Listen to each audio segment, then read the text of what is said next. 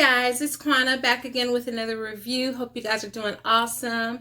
Happy This Is Us night to all of my Pearson family out there. Hope you guys are ready because we just got a wonderful new episode of This Is Us. And I'm going to say this has been one of my favorite episodes, definitely in the second half of the season, possibly even season 5, discounting Randall's episode where he encounters the spirit of his mother. Definitely one of my favorite episodes. But before we go into that, we have another episode coming out next week, guys. So I hope you guys come back next week because we get a new episode, 2 for 2. What we doing? This is us. We getting 2 for 2. So let's talk about this episode, season 5, episode 14, entitled The Music in the Mirror. Episode starts with Beth. Beth is in her studio, and we get a couple of glimpses flashback to younger Beth, like teenage / early adult Beth, dancing kind of towards the end of her dancing career at that point in her life. And we see Beth in the studio, current day and time. And at first I was a little confused because I was like looking at the hair and I was like, this is when she first opened the studio. That was like 2 seasons ago. So what are we doing? This Is Us. But it was just a montage of her experiences in her studio. And then we finally hit COVID, and where she had full classes before, in-person instruction, things was going awesome. We see her on Zoom teaching dance class. Now, I'm a teacher, so I know that they do it, but she was making it work. And she was still happy. She was making it work. And she started out with that screen, and that screen had like 30-something people on it. And then all of a sudden you start seeing those windows start getting bigger and bigger and bigger until finally she gets to her last class and she only has 3 students. And I was like, I have never related to Beth more in this moment, because I know what it is to have those classes where you might have started out with 35 kids when quarantine first hit. And then you turn around and only 15 kids are showing up. Only 3 kids are showing up. You like, what in the world? Or you got kids showing up, but the screens are black. I don't even know what you look like. I ain't even met you before. So I was definitely like, I feel Beth. And then of course we get to the culminating, she has to close the studio. And so what is she doing with herself now? What is she going to do with herself? Now, I wasn't too worried because if you guys remember in that flash forward that we've been given, we know that she is working in a studio somewhere. She is still teaching dance. She's being a choreographer or something. She's very much giving me Debbie Allen vibes in that flash forward. So we know that she makes it there, but we just don't know the trajectory of like along the way. And so she's at home getting ready to re-enter corporate America. She done dusted off the blue suit jacket, but she's binge eating some Lucky Charms, which, pause, no offense to General Mills, but I have never understood how anybody likes Lucky Charms. They just don't give me anything. Give me some Captain Crunch with some Crunch Berries. Give me some Fruit Loops. I never got on the Lucky Charms. I even had a little dabble in Tricks. Don't understand the Lucky Charms thing. But anyway, she's eating the Lucky Charms. She's getting ready for her meeting. Randall has to go meet a state senator, so he asked Deja to look after Beth. I love Deja. The chemistry between Deja and Randall is just so awesome. And Deja is just always giving him that older daughter wisdom of like somebody who has had some life experience. And she's like, calm down. She doesn't need me watching her, but she agrees anyway because it's Randall and she loves him. But Deja's got her own little situation, which I'm sure we're going to get more about with Malik and his baby mama drama that he has going on. And so she's dealing with that. As much as I like Deja and Malik, Asante Black is a wonderful young actor. I love the character. I love what they're doing in terms of creating this narrative around him being a teen father and not giving us the stereotypical teen mother, but giving us a teen father, but then also not giving us a stereotypical, sob story, but making him like strong with a strong family and all those things. I love that for him. I love that for the character, for the representation. I'm not loving it for Deja. That is not her. That's not her drama. That's not her lane. She needs to be over here with the kiddie stuff in the kiddie pool. He over there dealing with grown man issues. So she might have to just let that one go. Anyhow, then we hop over to Kevin and Madison. Y'all, I'm just not feeling good about this. I'm gonna tell y'all what happened in the episode, but I'm just not feeling confident about Kevin and Madison. I do feel like they're trying too hard to make them be a thing that works. And I think it's because she needs the Pearsons, so there has to be a way to bring her into the Pearson family. But I don't. Anyway, so Kevin is about to go back to work because y'all remember he walked off of Foster's set trying to have the twins. And so he's got to go and see how the movie played out. And Madison is going to get together with Kate and with Rebecca and go dress shopping. But very much like a Meghan Markle storyline, I said they really just sat here and stole Meghan Markle's storyline.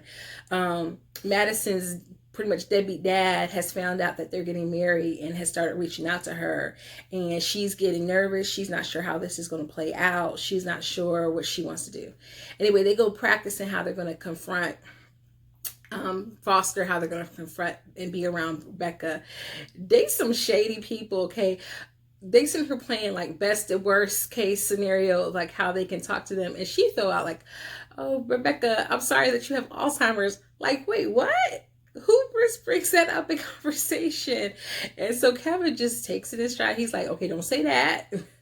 It's going to be okay. Well, anyway, Kevin ends up taking Uncle Nicky, first of all, with him to the studio to check out the movie. Y'all, I'm sitting here watching. I know y'all were at home. If y'all haven't looked at this already, I don't know about y'all, but for me, I'm looking like, oh, okay, the movie ended up being good. He walked out the room and talked about something. The movie was trash. The movie was garbage. He got to go save his career all in one day. Who has seen this movie? Because the movie is garbage. So now he has to go rescue his whole career. So Uncle Nicky just wanted a little studio tour. Now he got to go gallivant with Kevin down to all of his little team to figure out, okay, we got to find me a new project to get on ASAP. We got to bury this, save my career. Something, we got to lock me into something quick. So they're looking at scripts, trying to find something to save his career. Madison goes dress shopping. Things are going good. They're doing the little say yes to the dress. And I was so nervous because I was like, okay, is Kate going to make this situation all about her as she usually does? Is Rebecca going to say something uncouth? But Rebecca was on her good behavior and she was complimenting Madison, and her and Kate were getting along, and she done had me crying, tearing up, trying to give Madison some confidence. And Madison comes out in this Meghan Markle dress that makes her feel like a princess. So she done found the dress. She done said yes to the dress, but much like Meghan Markle, her daddy can't come to the wedding. And so she's basically calling him a jackbutt. Pause. Because now I don't use language. I'll be saying stuff like jackbutt. But in that scene where they were playing out their worst case scenario, what they were going to say, Kevin says some craziness like Jack Hall or something like that. If you're going to do a fake cuss on TV because you got to hold back all the bad words because you can only get like 3 per episode, can y'all come up with a better bad word than that? That just didn't feel like, I'm sitting here like, what combination of words did he put together for this cuss? They reserved the real word for Madison because she was like, this man is a donkey. He's trash. And I don't need no daddy, no way. And here comes Rebecca. You are strong. You is kind. You is smart. You is important. You were beautiful. Hugging her. I'm crying like, oh my gosh. But in the back of my mind, I'm like, okay, Kate. Madison needs this right now. Hold it in. Kate did good. She's smiling over to the side with holding a little box of tissues. She's being proud. Before they even went dress shopping, let's talk about Kate and Toby's situation because they still got all the drama. Kate still can't talk about her job and how happy she is because Toby ain't happy. Y'all, this is just not looking good for Toby and Kate. And I don't really know how many, I can't remember the exact number of episodes that they're giving us this season. I know it's fewer episodes than what we've been given in the past. So I don't think we're really going to hit the cusp of Kate and Toby's situation this season. I think Kate and Toby's situation is going to kind of get kicked down the road. Because think about it, they've already shown us that Beth and Randall are solid, that they're still together, they're still married. We had our little scare for them. So now, even if they have something pop off, it's not going to be as suspenseful because we already know that they're happily ever after. So now we just need to figure out who is the woman that Kevin is going to be with. And we got to figure out what's going on with Kate and Toby because we still have not seen Kate in the flash forward. So they have leaky pipes. And here come Toby, typical man, talking about I'm going to fix it. I'm not going to call a plumber because we don't have a lot of money. Fool. Them's is pipes in the ceiling, okay? This is not the pipe that's underneath the sink that you can reach and just do a little tweak and get it, suck it up. This is pipes in your ceiling leaking. Like, I was with Kate, but I was like, Kate, just let him go through what he needs to go through because he's going through, okay? So, again, I was scared for Kate the whole show because Kate can be a wild card. Every once in a while, she just pops off and says something that's crazy. But she was on her best behavior this whole episode. Toby eventually calls his daddy, and his daddy comes, and they have like a little, because, they're not really close like that, but they have a little reconciliation moment where he helps Toby with the pipes. He gives him some fatherly advice about, I've been where you've been through, son. You're going to be okay kind of situation. And that was really, really nice. But Toby was coming with the sarcasm this episode. I don't know if y'all caught when he said basically about, I could call Miguel my father-in-law, but if I call Miguel, it's basically like a Pearson back call, and I'm just not ready to deal with all those emotions. He said, I'm not really ready to deal with all those emotions like that, so we're not going to do that. I was dying when he said that because, he ain't lying. He's not lying. So he had to go with somebody he knew was not going to get him too much in the feelings, but then it still kind of got you in the little feelings. Anyway, so we get back over to Madison and Kate and Rebecca over at the dress shop. So Rebecca helps fix Madison. Okay, Madison, you good, girl. You good. We accept you into the family. You're beautiful because I'm letting you marry my son. I wouldn't let anybody marry my son, so you must be a good girl if I'm letting you marry my son. And then we get a little flashback of Kate. And I said, Dan Fogelman trying to make sure everybody gets paid this episode just about. The only people who didn't show up in this episode were some of the little kids and the adult Kevin. But he tried to put as many people in this episode, God knows, as he could. So they was getting checks this episode. We see a little flash to a younger Beth. And then we get a flash to Beth when she starts getting her job at the diner. Basically, she's giving up all hope of becoming a singer at that moment. We see like the failure that she's experiencing. And she kind of comes for Rebecca and it's like, if you want to, you better just put all your hopes and dreams in Randall because he's the only one who's going to get you a win. Maybe you might luck out. Maybe Kevin will become a movie star, but just leave me out of it because I'm just going to disappoint you every time. It is so sad because I'm glad that we finally are getting to this place of like resolution with adult Kate and Rebecca.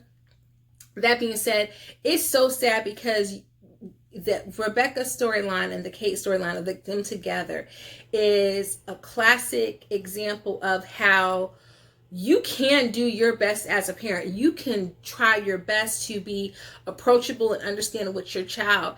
And sometimes kids just have trauma that you just don't even, some of it you might have put into them, but some of them just comes from outside sources and what have you, their own mental condition. It was nothing. Rebecca kept trying to feed into Kate that, she could do whatever she wanted to and that she had faith in her and she loved her and she was proud of her. And so where Kate finally tells Rebecca, you were a good mom. You are an awesome mom. And she needed to hear that. And so then she tells her about her job. She gets all a little geeked out telling her about her job at the blind school. So she takes her to the blind school. And then she had already teased to Toby that she had them singing a little bit of, something with a little edge. So I'm thinking, okay, what we going to hear them sing? Child, they pulled out the daggone Joni Mitchell.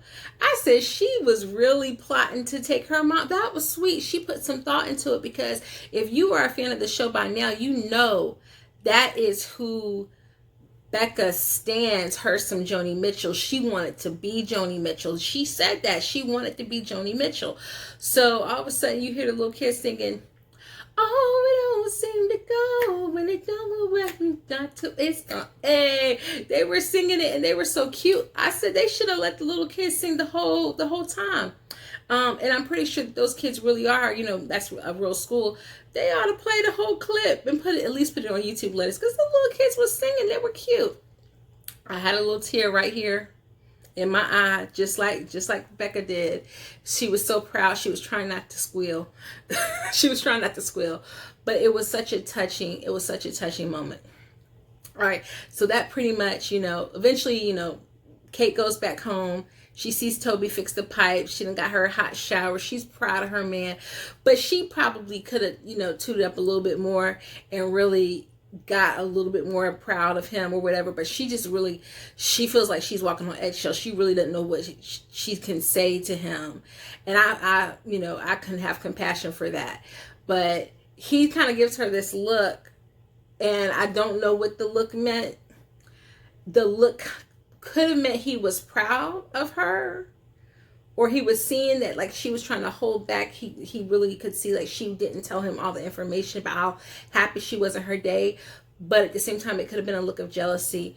I'm really worried for Toby, y'all, because just if you think of the word choice for the flash forward, just for them to say, of course we called you, like, this flash forward is a good 10 years in the future. So if Toby and Kate are still together, there would not be like even a minuscule thought that like Rebecca wouldn't want him there as she's like getting ready to die. So that really makes me nervous about. Now, obviously they can kind of reconcile things in the future, but it really makes me nervous for like Toby in the right now. It makes me nervous. All right, so let's go back over to Kevin. Y'all, when Kevin and Uncle Nicky were at that table reading those scripts, Uncle Nicky said, you need to make a show like Bonanza. I said, no, what? He trying to bring back Bonanza? I said, watch NBC do something crazy. NBC would do something crazy like that, would try to bring back Bonanza. They can't bring back Bonanza unless there's going to be Michael Landon. I'm sorry, and he's not alive. Rest in peace, Michael Landon. So anyway, they go off, walk past, and on the monitor, who do we see? Zoe! Oh my gosh. Because when Zoe and Kevin were together, y'all know everybody was standing them. First of all, they were cute together. I mean, of course, the OG people, really want him to be with Sophie. Zoe, I'm just saying, but they were cute together because one, he would have never found Uncle Nicky if it wasn't for Zoe. And two, it was the bonnet. It was the silk pillow. When he tried to understand that she needed that silk pillow for her hair, and he was trying to be compassionate and checking on her and making sure she was okay, that solidified the fans shipping Kevin and Zoe. So he talks to Zoe because they're in part of the same, I guess, firm, and she's a documentarian, so she's supposed to be having a meeting, but she pretty much got dismissed, kind of like Rebecca in her meeting, but we're going to talk about that in a second. And so they start talking, and things are going well. I'm not tripping over them. I don't think for a second that Zoe and Kevin are going to get back together, because she did not want kids. So unless something has changed in her, and I say let her not, if she don't want to have kids, let that be her storyline. Because every woman don't need to be out here having kids if they don't want them. But she basically told Kevin he was wishy-washy. I mean, she said it in a real nice way, but she basically told him he was wishy-washy, which low-key, his dad had even said that way back in the day when he was wanting to quit stuff, and Rebecca was like, oh, well, if he doesn't want to do it, then don't make him do it. And he's like, no, he has to stick with something. He can't just be quitting every second and basically that was what Zoe said, was like, oh yeah, if you said you wanted pizza all daggone day, but then I turned around and said I wanted sushi, you'd be like, oh yeah, I want some sushi too. Like, he was so agreeable, so flexible, just such a committed person in a relationship. Like, no, you were a pushover. You don't know what you want. You haven't found yourself. And this is why I'm so frustrated about the storyline of Madison and Kevin. And it's not just because it was so fast that it happened and it feels forced. It's because Kevin really, right after that, when he basically got the news, like he needed to sit down somewhere and find himself. Pause. Have y'all seen, hopefully, let me know in the comments if y'all have seen Runaway Bride with Julia Roberts, because spoiler alert for Runaway Bride, there's basically a segment or a montage where she sits down and she eats a bunch of different eggs that are cooked all these different ways to figure out what kind of eggs she likes, because she has gone through life being wishy-washy, doing whatever next boyfriend wanted her to do, and she didn't even know what kind of eggs she liked. Like, this is my kind of egg and I don't have to like your kind of egg just because that's what you like. And that's basically who Kevin is. He is Julia Roberts in Runaway Bride, and he needs to sit himself down somewhere and find himself. And I am completely okay if future Kevin is a single dad or co-parenting with Madison and is single and just secure in himself. He doesn't have to be his dad. In terms of with the marriage and the kids, he can be his dad for his kids. He doesn't have to be that. But if he wants to be that, that's fine. But he doesn't have to be that because he doesn't know who he is.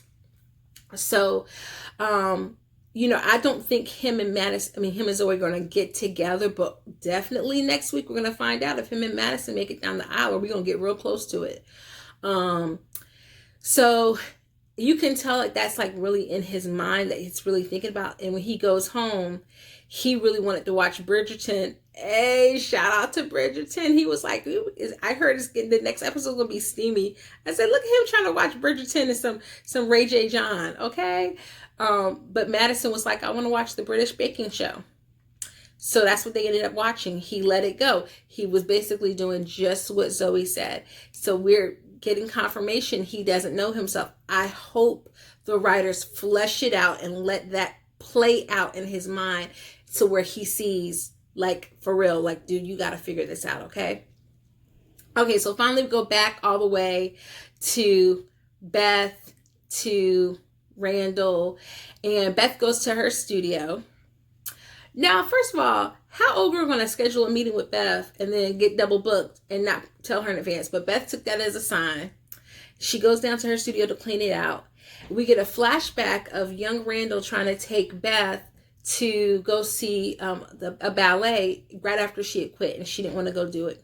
And so they're sitting back in their dorm room. I think it's Beth's dorm room, or maybe it was Randall's dorm. It must have been Randall's dorm room. And they're at Randall's dorm room and they're talking. And he's basically in the flashback just listening to her. He's not trying to fix it at this point. He's just listening to her. In the present, he gets home and he's asking Deja, okay, what's going on with Beth? But then he quickly checks in a little bit with Deja. Deja is still over there worrying about Malik's situation. Girl, that's not your problem. Let it go. You said you gotta let it go. Let it go. And so he finds out what is going on with Beth. And Beth says, you don't have to save her. She don't need you to save her. Just be there. That's where you shine. This girl, she done been here before, okay? She done been here before. They have such a beautiful relationship. I love it. I love to see it. She is I don't know. She need to rub off on that daggone Tess. We know Tess gonna find her way. But Lord Jesus, if God knows, if Deja don't rub off on Tess soon, Tess might get smacked. But anyhow, so he goes over to the studio where we see Beth, and she's finishing cleaning out everything, ready to turn over the keys. And he comes in, and Beth is like, don't worry about this. You don't come in and try to save it. Don't talk about a grant, a loan, or nothing. I'm just done. And we get that flashback, and he puts that cassette player, and all of a sudden we hear that notes of do do do do do do do do do do do do, and he puts it, and then in the present he puts it on his phone, and he hits her with that Jodeci. He hits her with that Jodeci, y'all, and they start dancing. Oh my gosh! It was so cute. I was like, I will never find another lover, sweeter than you, sweeter than you. Ooh. And they were just dancing R&B. So that's basically This Is Us Tonight. It was such a good episode. So we're dealing with this theme of dreams and aspirations and finding oneself an identity in your career and all of that in this episode. I think that is a very poignant, timely theme for us to be talking about right now with what we're going through with COVID and the way it has changed people's jobs, people's careers. I know many of a teacher who have retired early because of it, and decided to go into different fields. Like, it's changed a lot of people, and just it's something about being almost 40 or in your 30s and just taking stock of your life and figuring out, like, am I doing what I'm supposed to be doing? And is what I'm doing bringing me full fulfillment and happiness? And so I loved this episode, y'all. This episode was hitting all of the notes, because sometimes they can just bog us down with just dealing with one person. But this is where This Is Us got us started, with that first episode, with all of the storylines kind of not intertwining, but being very similar. And so I think this is where This Is Us shines. This is where it's in the pocket, and it's just making it work. Now, I'm going to say this. I don't appreciate them teasing Madison having a somewhat interesting backstory, because I know we will never get it.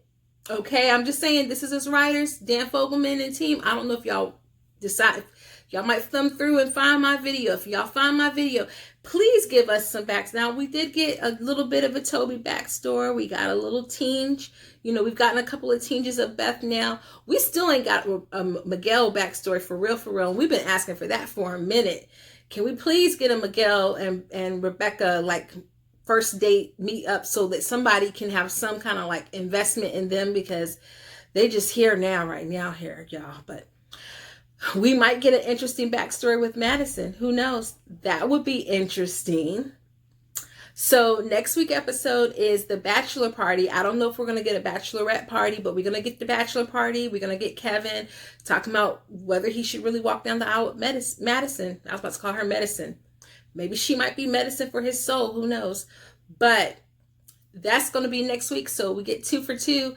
I think we might be right here at the end, because we got the games are going to start, and you know they play on NBC, so that's going to shut down all the TV. So if next week is the last week's episode, I don't think it is, because they would have said season finale, but I don't know if we're going to get one right after, because when Sterling posted, he said 2 for 2. So that means we might not get one for a little while after that. But y'all hit this one out the park. I appreciate it. Good job. Good job. This Is Us staff. So I will see you guys for another recap next week. And until then, toodles. Oh, please remember to hit the like and the subscribe button down below. And I'll see you guys next time. Bye.